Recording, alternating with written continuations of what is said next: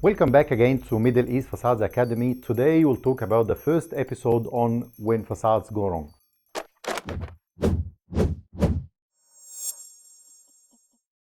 Consider yourself as a developer, a rich building owner, a member of facilities management team, or a principal architect. After spending several years designing and constructing your asset or group of buildings, spending hundreds of reals, dinars, dirhams, or pounds or dollars, and then you find out what you're going to see in this video. What you're seeing in this video here is not fake. It is not Photoshop. It is real, and it is happening in our region, in the Middle East or all over the world. This mold and condensation have been evidently proven that's being caused by the facade leakage and lack of interfaces design. It is not only happening in one building.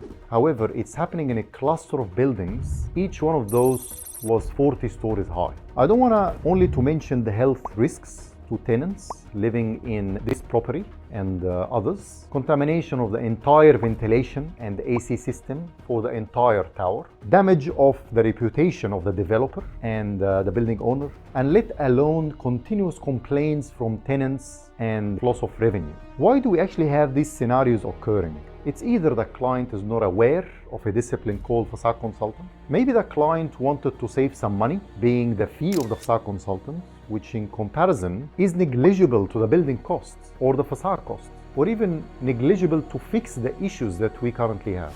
Clients maybe hire the facade consultant, but only for the design stage.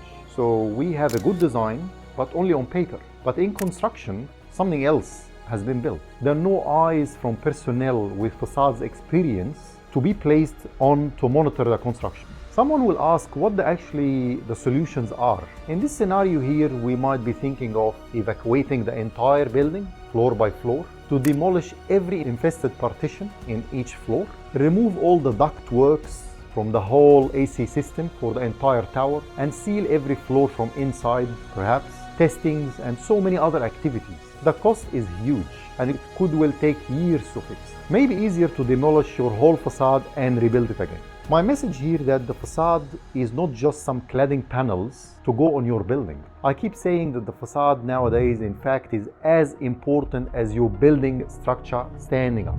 Malfunction facade means as if you have a deep, wide crack in your structural concrete column or a beam. Don't underestimate the facade consultant on your project. You should have one, same as if you have a structural engineer, mechanical engineer, or an architect.